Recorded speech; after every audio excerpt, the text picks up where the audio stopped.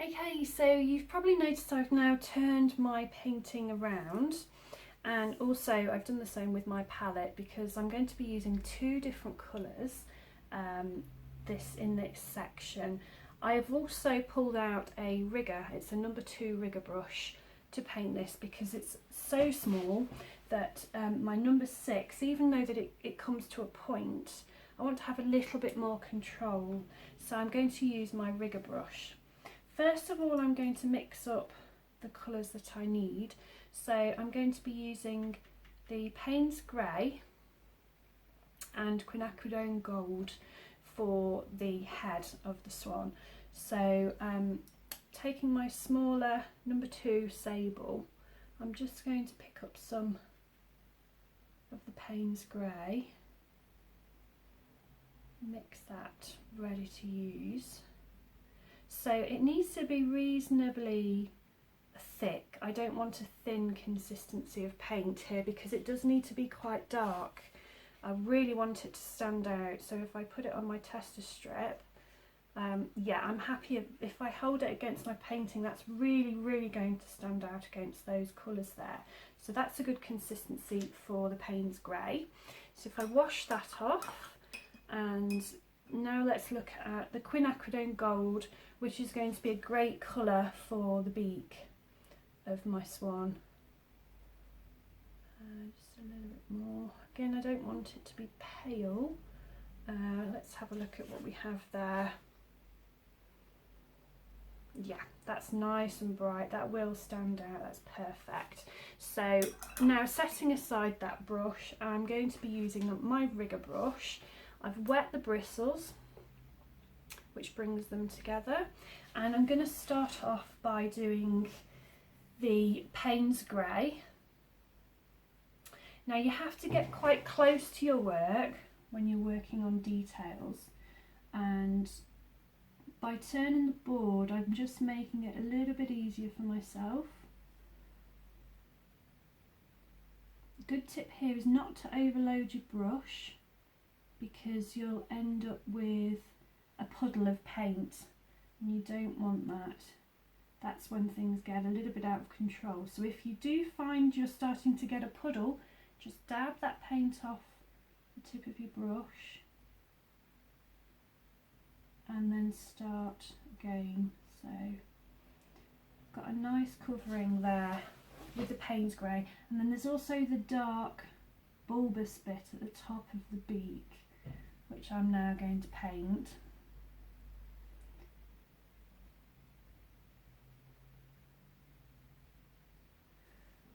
I've gone quiet because I'm painting details and it's a little bit more tricky. So making sure I've filled that shape. Let's just go into the paint itself so it's a little bit darker, a little bit thicker. Let's darken up this section as well. Because remember, watercolour paint does dry up to 30% lighter than it is when you first put it down on your paper. So I've filled those two spaces so far. They have to be thoroughly dry before I tackle the beak, because the last thing I want to do is for the Quinacridone Gold to hit or touch the edge of that Payne's Grey. Then the grey will flood into it and it will completely spoil the painting. So at this stage of your painting, just be patient, make sure you allow that to dry before we move on to the next stage. Having left that area of the head to dry, it's now safe to go ahead and use the Quinacridone Gold to paint the beak. So straight onto the dry paper, using my rigger brush, being careful at the edges of course. And this is lovely and bright. It'll help the head of the swan just to stand out that little bit more against the background.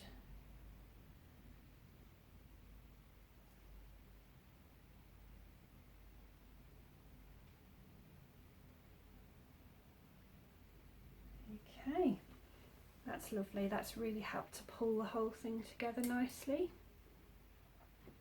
So we'll allow that to dry, and then we just need to come in with a touch more of the Payne's grey just to paint in the little nostril on the beak there. While that's drying, let's just do a little bit of negative painting around the belly of the swan, and that's just going to help him again stand forward a little bit from that background. So I'm going to go into the blue that I have on my palette and just paint up to the edge. It's on dry paper, and I'm just painting up to the edge with that dark blue and pulling a little bit of it out.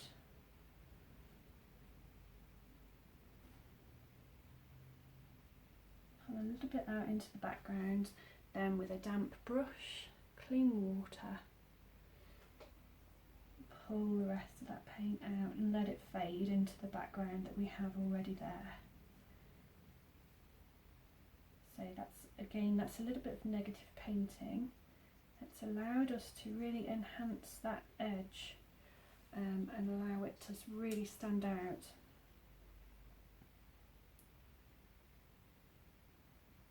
Bring that line right up to the edge. There we go.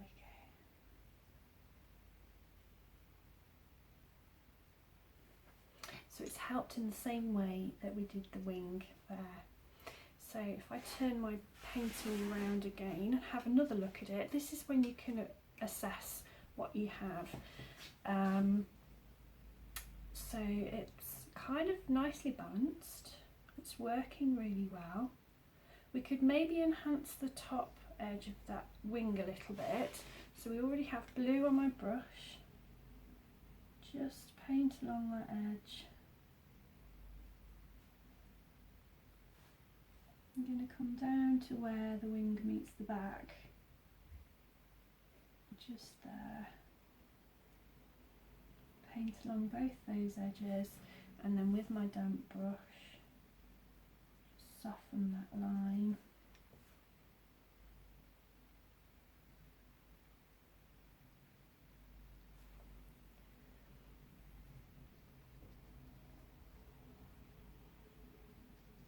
Soften it up so it looks like it just blends in nicely with that background wash that we applied earlier on.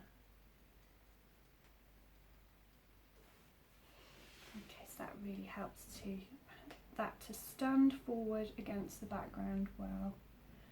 I don't really want to enhance this edge here because that's the back side of the bird. And we don't want to cause too much attention in that area.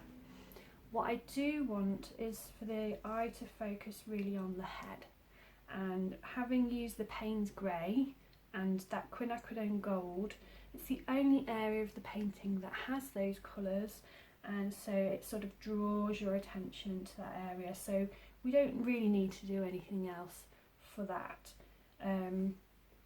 I'll just check.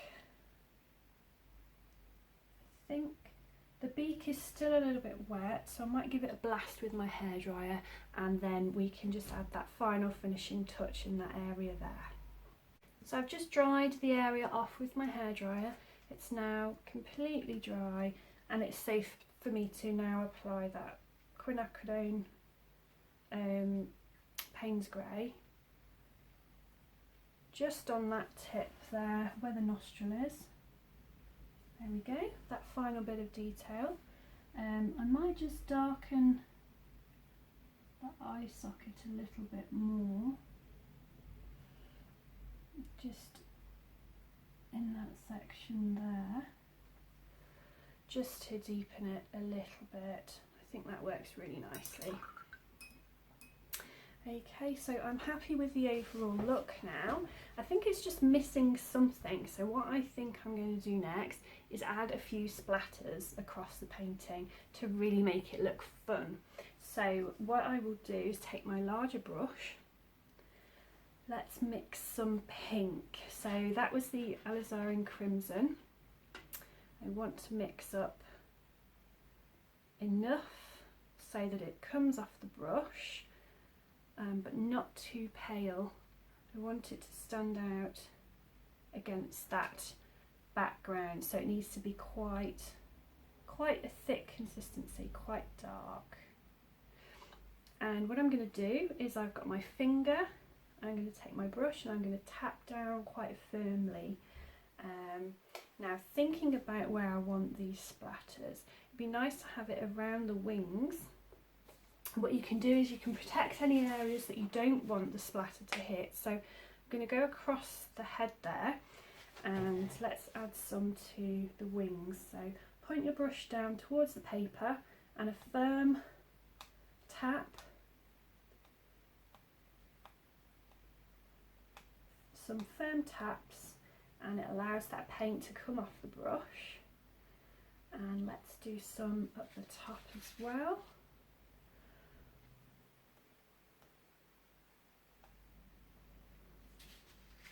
That's nice.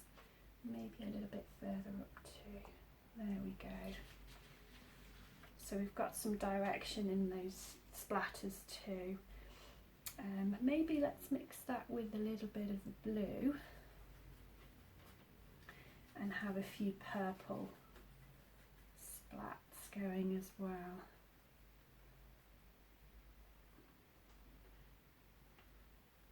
Okay, let's try with the purple now. Just cover his head a little.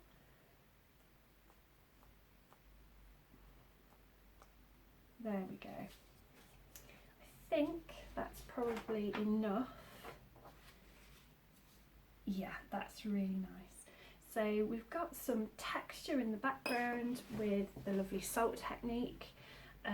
We've added some splatter to give it some drama too, and it's working really well because the technique we did across the edges around the bird there, that enhanced the shape and the edge of the wing and the body.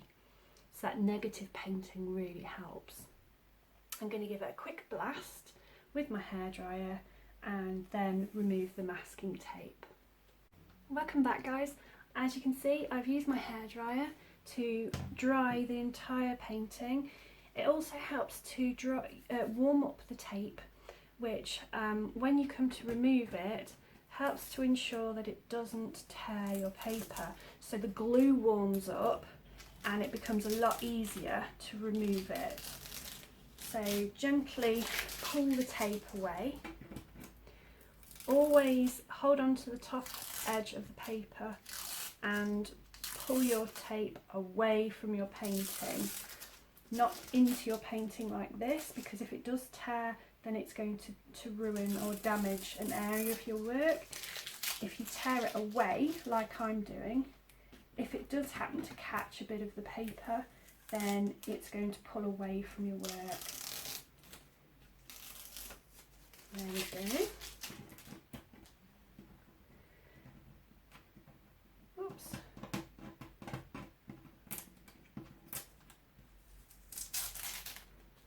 Okay. Last section up there, remove. And let's remove the board as well. And there we have it, our finished painting of a swan. So I think it's worked really well. It's quite an exciting piece. There's a lot of movement across the painting with these splats, the texture of the salt technique. We've also used the negative painting, remember, to pull the swan forward and away from the background. And we've got that lovely focus of the face and the head at the top of the painting there. So I hope you've all enjoyed this workshop. Remember to like the video and subscribe too if you've really enjoyed it. You'll then get a notification every single time I post a new video. Well, take care, guys, keep painting, and thanks for watching.